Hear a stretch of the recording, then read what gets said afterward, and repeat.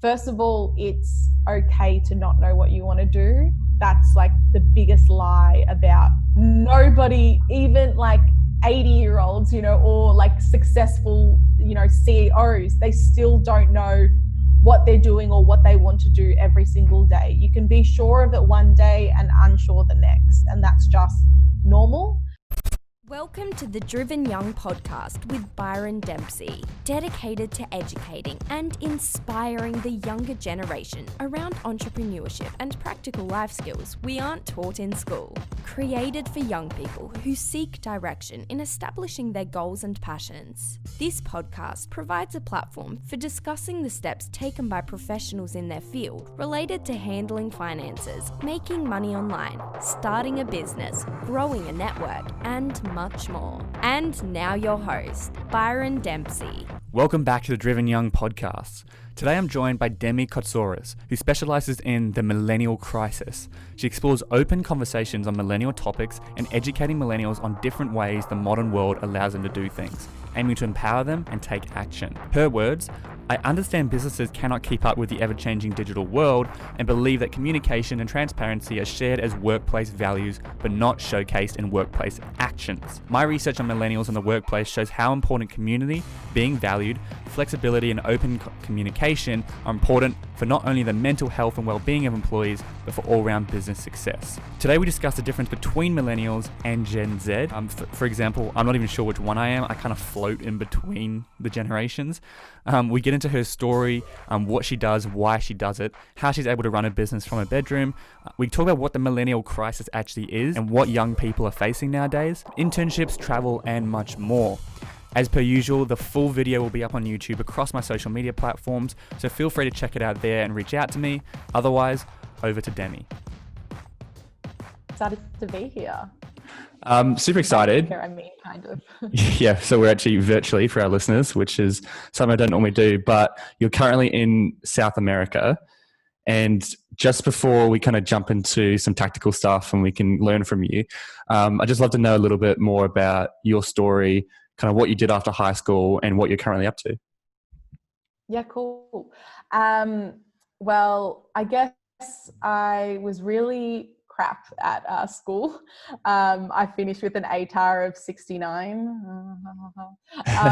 And then I went to, luckily enough, I somehow managed to get into Deakin, which was my first preference. So I did a Bachelor of Commerce, which the ATAR was like 76. So I have no idea how I got in for it. And I had lied to my parents about my ATAR too. So all the stars kind of aligned there. And yeah, so I studied a bachelor degree. It was supposed to be a 3-year degree, majoring in marketing and international business management. But the degree took me 6 years because I failed like 8 or 9 subjects.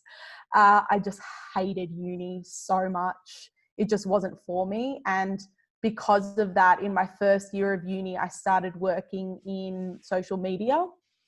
So I got an ambassadorship with Microsoft, which was cool. Kind of like, yeah, it was crazy. During O Week, there was a free stall that was like spin the wheel kind of thing, and you'll win a Keep Cup.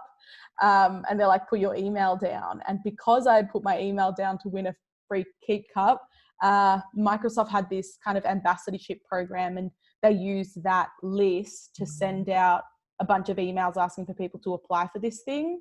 So I applied and got it. And that kind of gave me enough credibility to, when I'd finished that, start going and getting social media gigs. So like managing people's social media accounts freelance. Leveraging the Microsoft brand. Yeah. So I was like 19. I was 19 and I was just applying to social media kind of management jobs off Gumtree ads. So people who had posted there. And I remember in my first day, I had 3 interviews with different like clients, you'd say. And I got all 3 of them. One paid $15 a day. One paid $100 a week, and the other one paid $30 an hour. And I was just like, what the, like, people How can that get be? paid to like run Instagram. Like, I was just stoked to get anything. Yeah. But because I didn't know what to charge or anything like that. I was just going from, you know, whatever the people kind of Which is hard. Like said. charging when you're young is so hard. Because like, if you charge too little, do you scare them away? Because they figure you're going to be bad. If I charge too much, do I scare them away? Like, I still struggle with charging prices. Same, so do I. And I guess at the time I was lucky enough to be actually getting paid something, whereas a lot of people, actually, to be fair, no one that I was speaking to was doing any internships at that point either, but that would have been my thing. If it wasn't charging these people, it would have been internships. So I was just stoked to be getting paid for something. Yeah. And then after that, you know, I grew a bit of a client base, 5 or 6 people, and did that for a year or so. And the novelty kind of started to wear off at that point of like social media and Instagram. And I actually found the freelance life at that age really isolating, because I wasn't going to uni because I didn't have to, and I hated it. I also was only seeing clients in person maybe like once every 2 weeks. So I was like in my PJs all day, just like working from home, and just found myself in like a really crappy routine. And so I was like, oh, you know what's better? The fact that at university now, like kids that are listening at uni should take this opportunity up for sure, is that like you can do paid internships or like a paid placement. Not a paid placement, like the workplace won't give you a paid placement, but the university will give you credits for doing a placement instead of a class. Yeah. And at Deakin, I went to Deakin, they never called it a placement. It was just like work experience. And you could, if you did a few different like letters and you applied for a few different things, you could get credits for it. So I was like, score like 2 less subjects I have to do. Plus you're getting experience. If I could secure, literally. And for me, I don't know, again, I had like these massive balls when I was younger, and I was just like applying for things I had no business applying for. I jumped on, you know, Seek or whatever, and I found this 6-month contracted role with a local council for a social media writer. And I was like, this was like a full-time, like legit job. And again, a lot of people that get that do these kind of placement things, it's not a real job that they have. And I remember going to like the interview and getting through, and the guy like talking about the salary for me. And he was like, the highest I'd ever been paid was like $30 an hour. So he had said to me, like, you know, you'll be getting paid $35 an hour. Is that okay? And I remember sitting in that chair, because I was like 35, trying to do the calculations, like $35 an hour, 8 hours a day. Yeah, 5 days a week. You know? Yeah. You know, for me, I was like 21 at the time. I was like, that's big money, man. I was like, wow. And like, I get all this experience. I'm still at university, you know, and I'm getting these like credits for school. I remember just sitting there, be like, that's fine. Yeah. Holding it in. Yeah. And then, so I got that, did that. They extended my contract for 8 months. And, so I did that. Long story short, I did that, hated it, like hated the desk life. You find out soon enough that you do nothing at your desk a lot of the time, I guess. Like, yeah, there's so much wasted time. Bored a lot.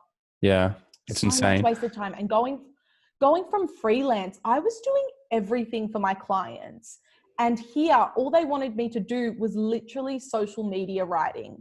And if I did anything else, I was stepping on other people's toes. Yes. Because everyone had a specific role. And I found that so confusing, because I was like, how are you paying me so much? And I'm just doing, you know, nothing. Like, you probably could have done your 5 days work in 2 or 3 days.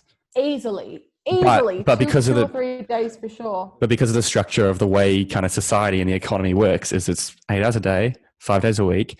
And, you know, you find time to fit within that 8 hours. So you might kill time just so you last the whole day. But really, if you wanted to, you could just sit down, focus, get it done in a day or two, and have the rest of the week off.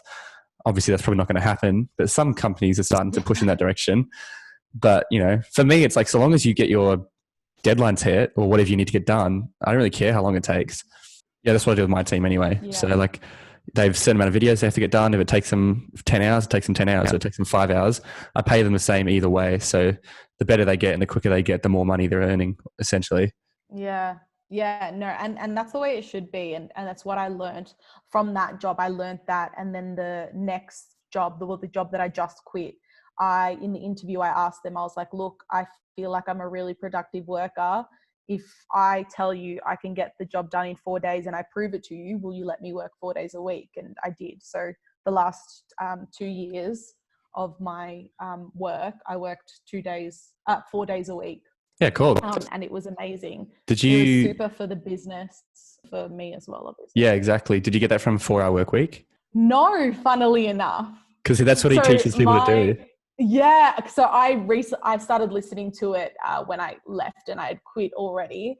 And the reason that I asked for 4 days was because I essentially had come home from a study abroad. So I was finishing my degree still.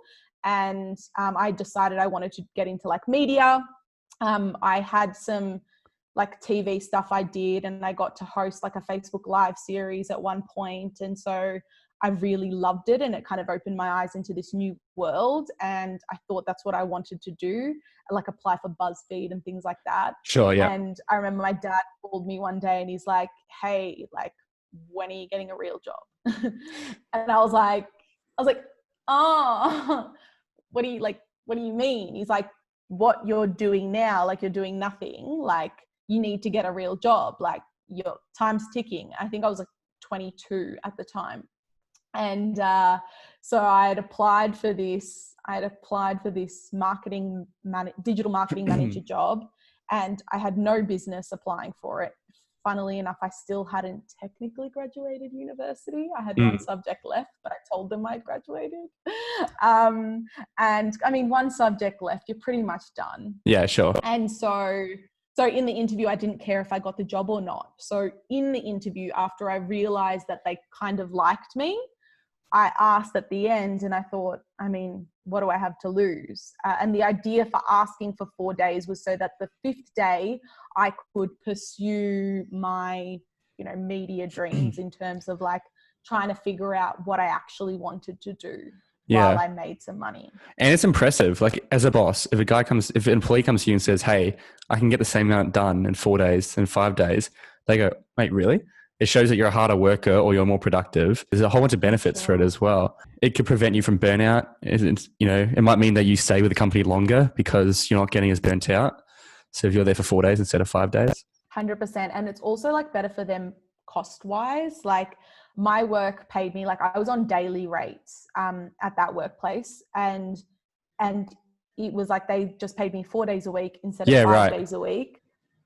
So in terms of that didn't make any difference. But again, I think there's a bit of I don't like talking about that side of things, because I think for some businesses, they might hear that and be like, oh, I could pay them, for these many days. But the point is like, you shouldn't, I guess, punish your harder working or more productive like employees. Exactly. They should be paid the same. So in this case, this workplace was really fair, and they gave me a daily rate that would have been like for 5 days or whatever. But they were super open to it, and it was so beneficial for all of us. Yeah. And so what are you currently up to now?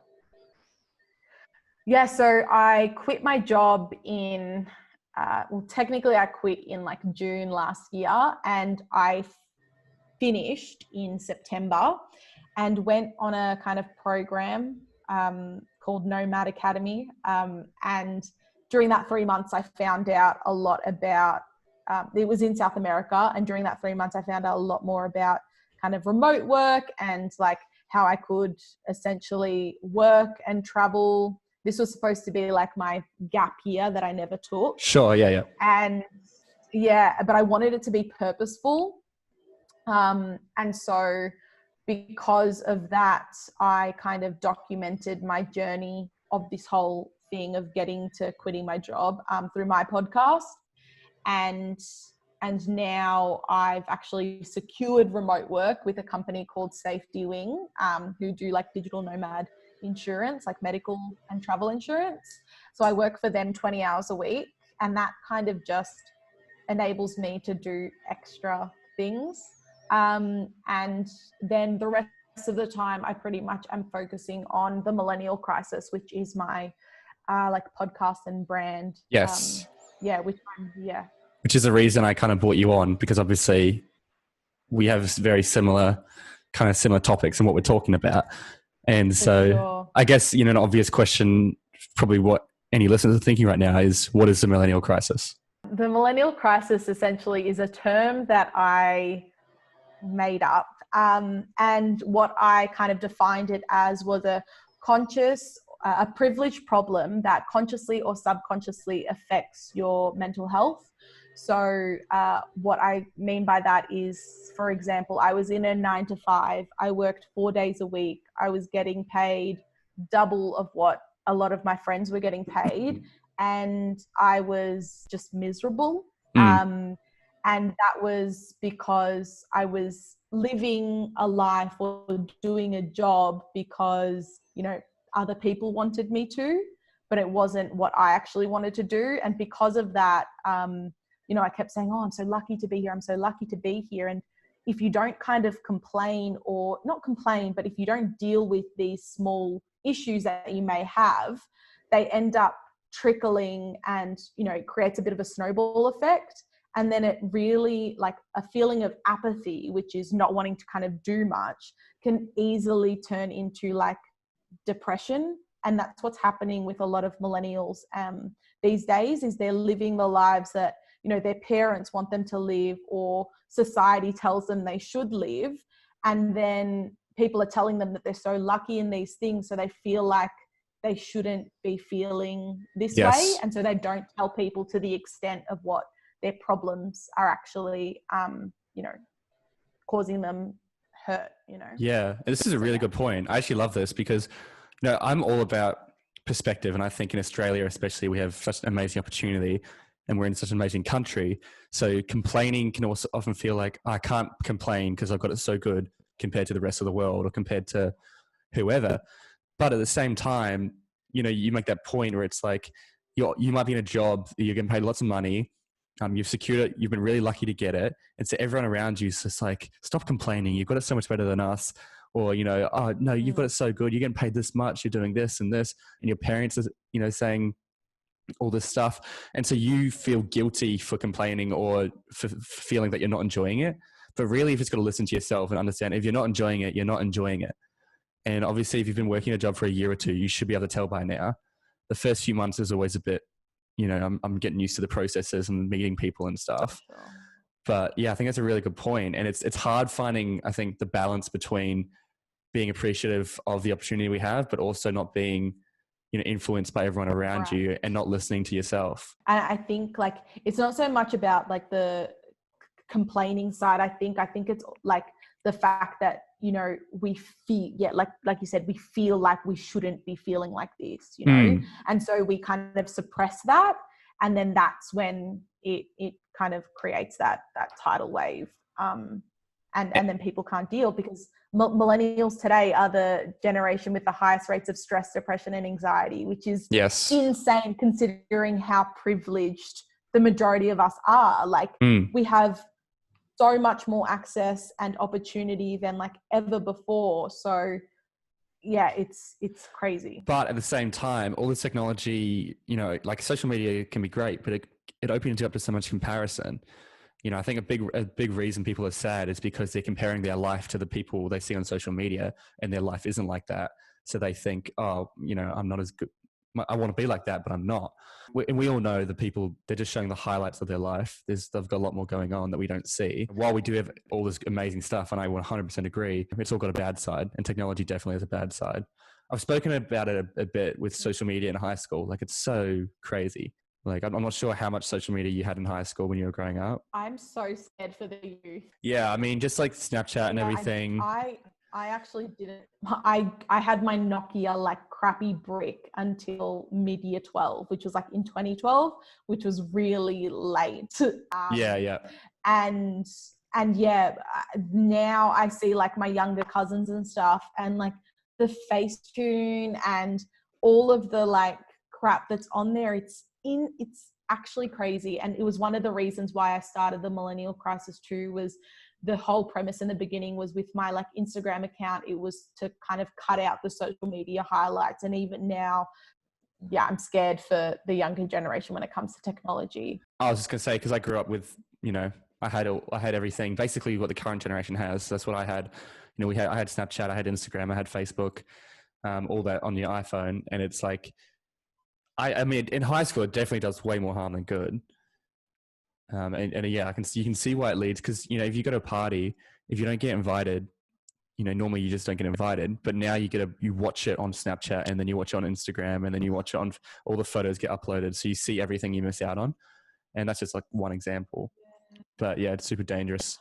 I hadn't thought like that, because I guess I definitely had Facebook and Instagram was a thing, but stories were not a thing when I was in high school. And stories are probably the most dangerous part. It was, yeah. So that's so interesting you say that, because I'd never considered that side of things. It's interesting. The next generation I really want to look into once I finish my millennial research is definitely Gen Z, because how old are you? Are you technically on the cusp of millennials, or you're? Yeah, no, I'm actually pretty sure I'm Gen Z, and everyone just says millennial. Yeah, so what, were you born like 96? 98. 95? 98. Oh, geez. Yeah. Okay. Yeah, you're definitely Gen Z. Yeah. Yeah. Because I think it's not 94 or something is the cutoff.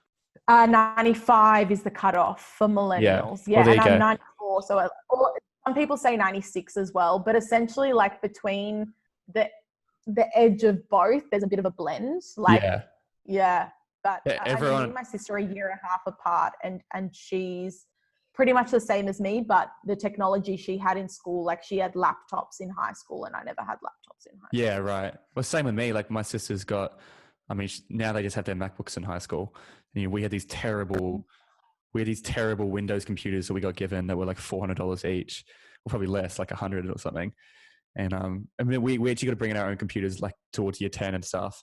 But now I think they even had iPads. She had one school, they had iPads and stuff.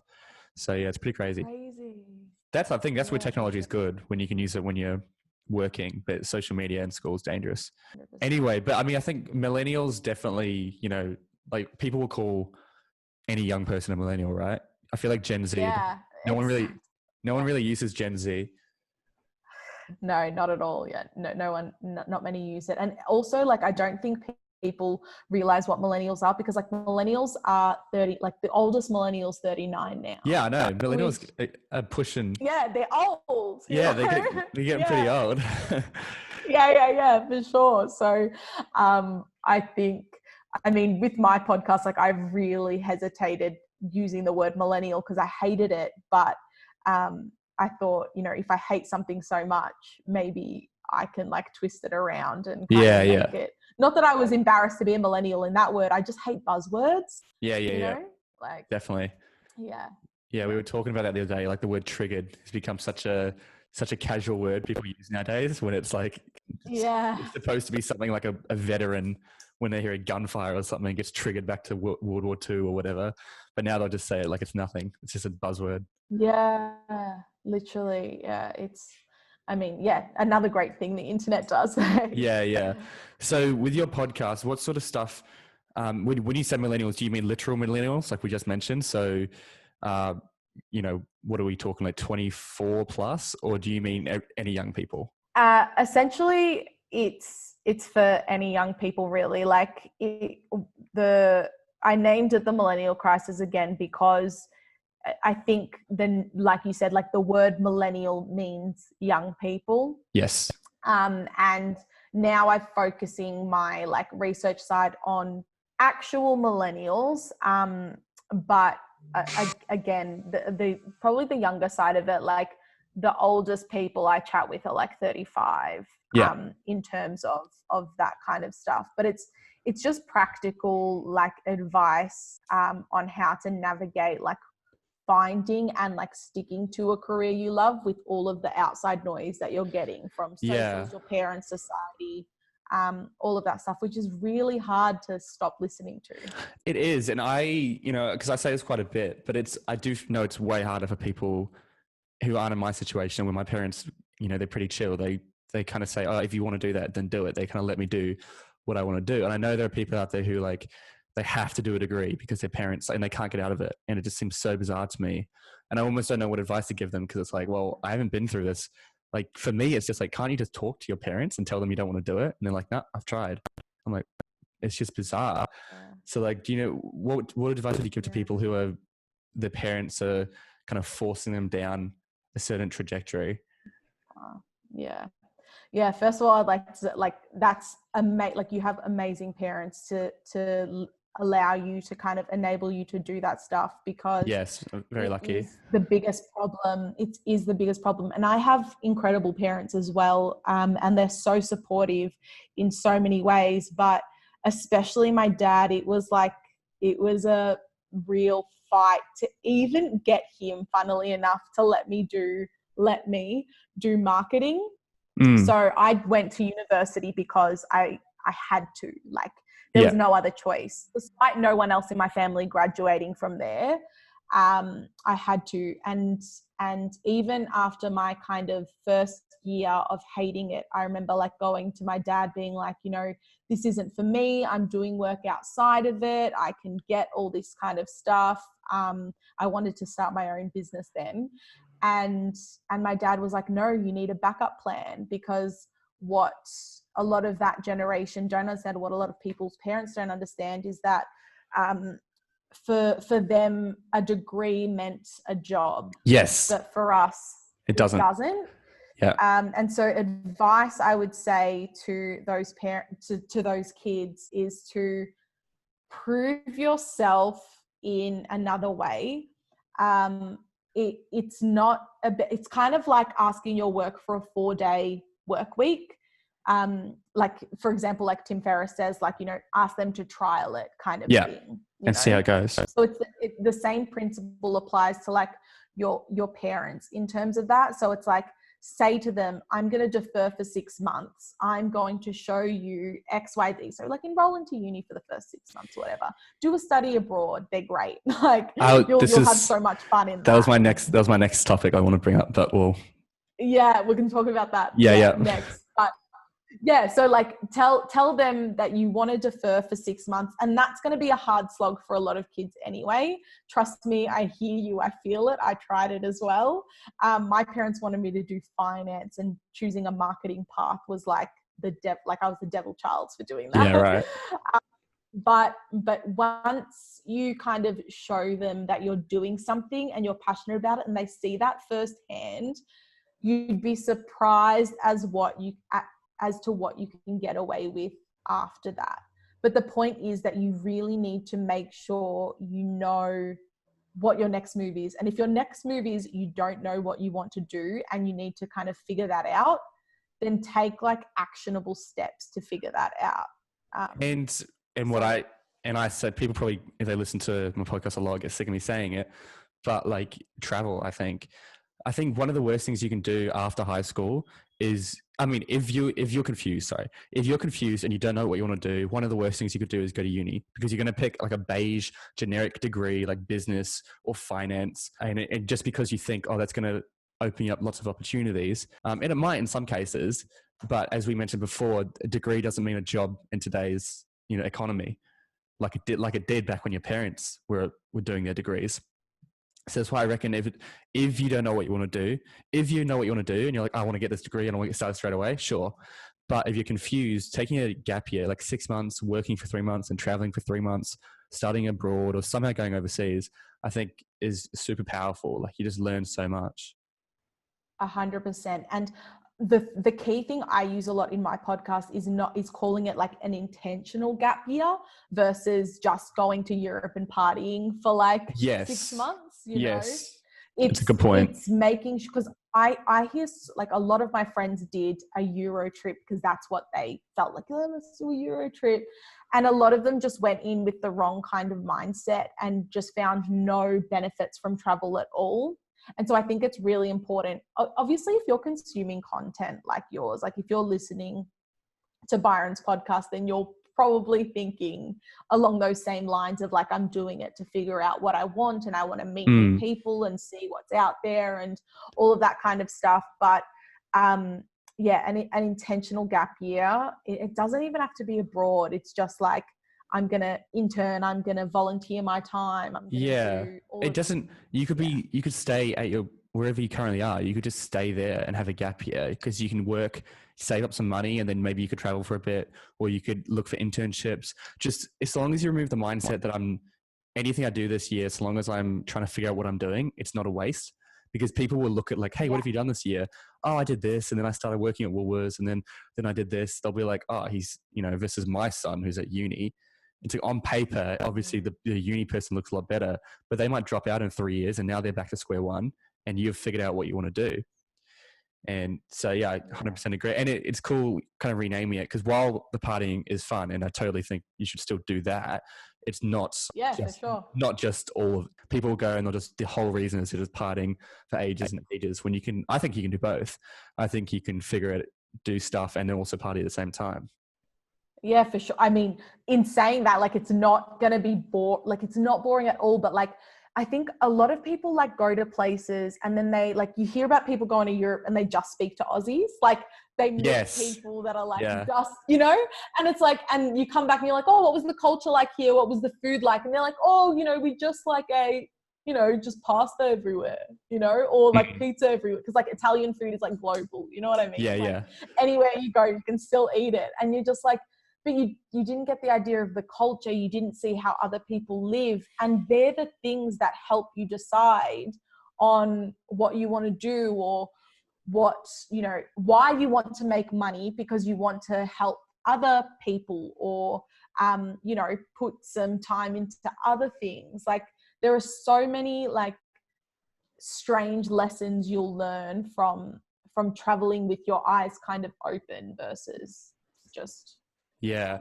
And it's a good point, because I even meet people in Australia. I'll meet people who are studying abroad or something for America.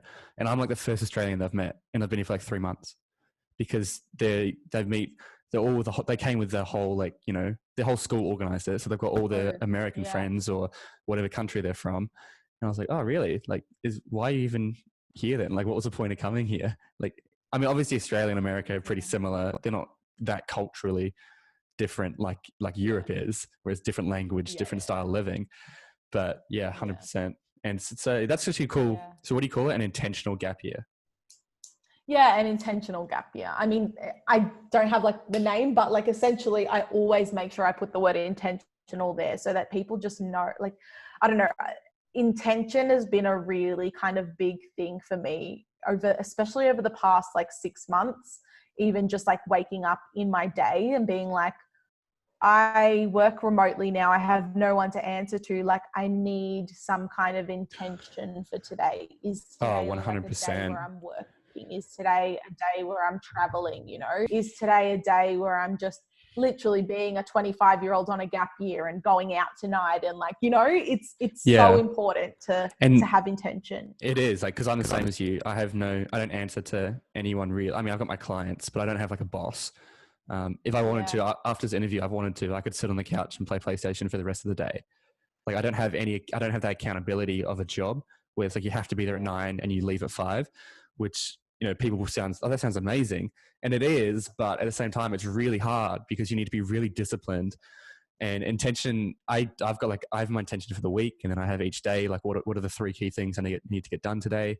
Because otherwise you just get lost. Yeah. And speaking about that, I kind of have a question for you in there, because I know like a lot of the times, like the whole reason I started the Millennial Crisis was also to like break out those perceptions people have of certain jobs or certain things they see online. And again, like you said, not having someone to answer to has become so like exciting to people.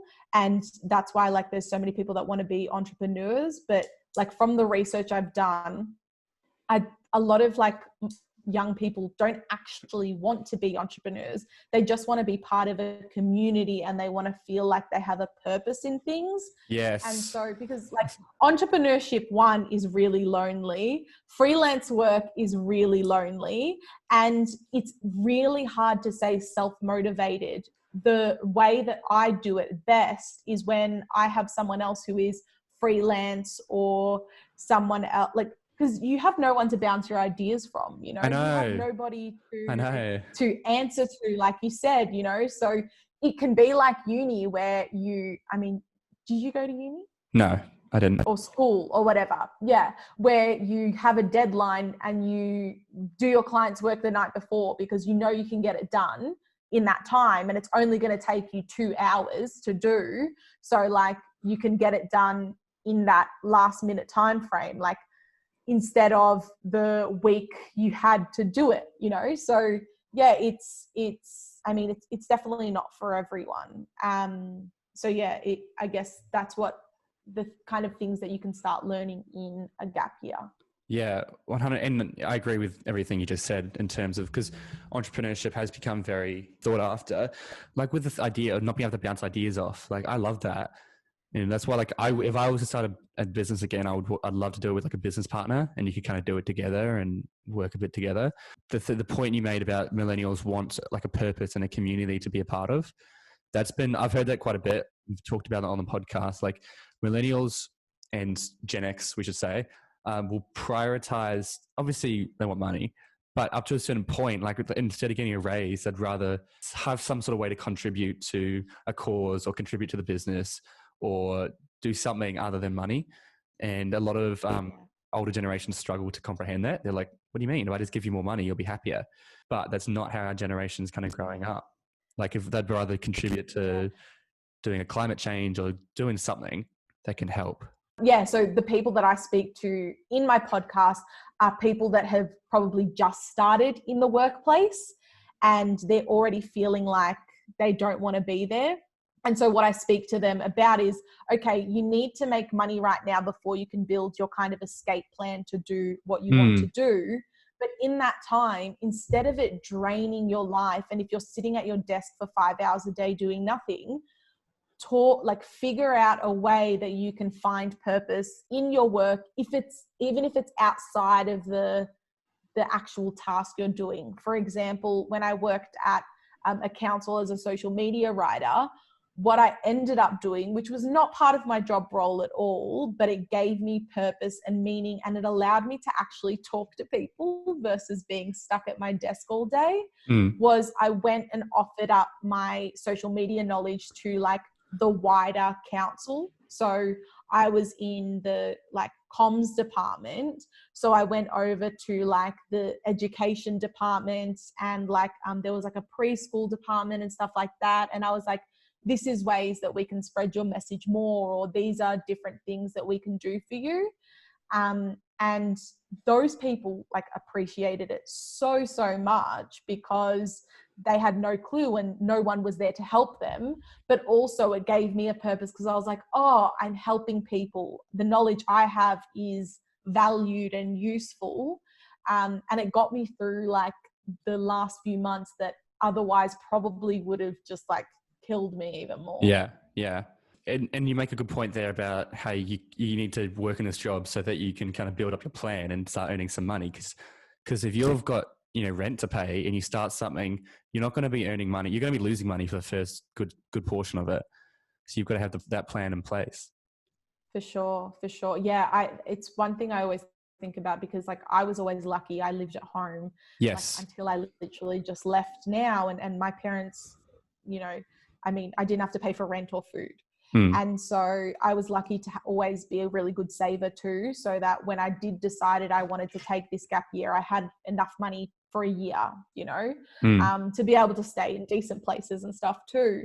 And so for me, I'm thinking about the people who live paycheck to paycheck every week because, they didn't learn good savings habits, or they've just come to this realization now. And to stress that like it's not too late, it's okay, you can still make up all of that time, as you go, because that's another problem. We all feel like, it's too late for us now. No, exactly. Love it. And just before kind of we wrap things up, I like to ask all of my guests a final question.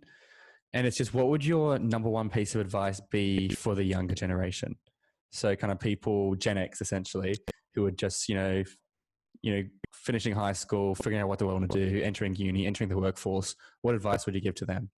I think it's going to be what we kind of said. So, yeah, I mean, it normally is what we've covered. Doing like in high school or at university, I think, first of all, it's okay to not know what you want to do. That's like the biggest lie about life, society and everything. Nobody, even like 80-year-olds, or like successful, CEOs, they still don't know what they're doing or what they want to do every single day. You can be sure of it one day and unsure the next, and that's just normal. So that's the first thing I'd say. And then the second thing is that just because you don't know what you want to do doesn't mean all hope is lost. You just have to like dip your toe into different waters to figure out the things that you're liking and not liking. And figuring out what you don't like is just as important as figuring out what you do. Yeah, that's a good point. I like that. It's quite different. Yeah. I often get quite similar answers for this, but that's a good point. So figuring out what you don't like is just as important as figuring out what you do like, because that way, and it's good because, that's why if you drop out of uni after a year, it's not that big of a loss because now you didn't want to do that subject, or you didn't want to follow that trajectory, rather than sticking with it and then working in the field for 5 years and now you're 30 and you're like, I didn't want to do this. So like you shouldn't feel guilty dropping out, especially in Australia. Like in America, it's going to cost them hundreds of thousands of dollars, but here it's only like probably 10, 20 grand in debt. And it's better to get out now because you figured out you don't like it.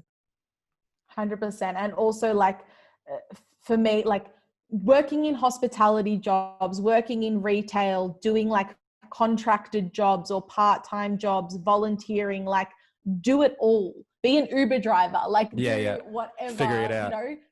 There's so many things you can do. Try freelance, even if you have nothing you think you can be freelance at. Just try your luck. There are a lot of free classes and stuff you can do now to learn a lot about like different digital skills. So definitely look up different options you have in terms of that stuff. 100%. And just real quick, things like Fiverr, Upwork, you can create accounts on those websites and just put up a skill that you have.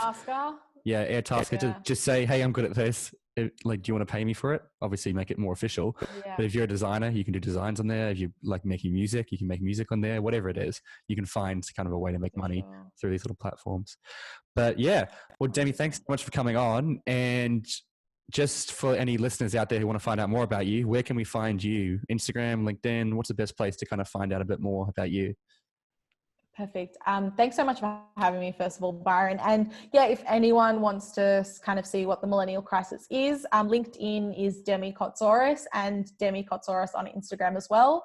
And then the website is themillennialcrisis.com. Yeah. So if you just Google the Millennial Crisis, and I'll put her social handles in the link below. But Demi, thanks so much for coming on the podcast. Thank you so much, and good luck with the rest of the interviews. You're doing an awesome job. So thank you so much for providing this info to a whole bunch of kids that I know will really find it useful. No worries. Thank you. All right. If you are still here, thank you so much for listening to this entire episode. If you got some value out of it, it would mean the world to me if you left a review on iTunes or shared it with your friends or family. Otherwise, I'll be putting up videos of this episode on Instagram and Facebook. So check it out there at Byron Dempsey or at Driven Young Podcast. And I'll see you on the next one.